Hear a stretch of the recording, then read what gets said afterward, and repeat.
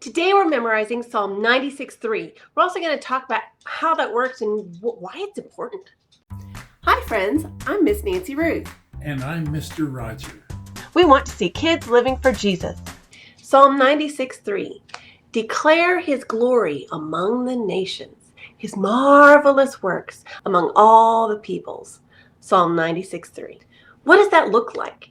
It looks like telling people what God has done in the Bible, what he's done in your life, what you've seen him do in other people's lives, telling people about Jesus and the gospel of Jesus Christ, the mighty ways that God works in our lives through Christ Jesus. That's what that means. Let's say this verse again, and then I have a challenge for you. Psalm 96:3. Declare his glory among the nations, his marvelous works among all the peoples. Psalm 96:3. So here's my challenge for you.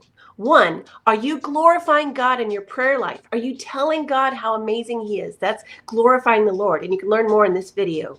The second, are you telling people about God's glory?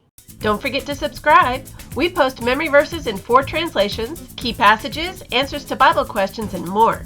Check out our store and freebies at parentroadmin.com. We love you, friends. See you next time.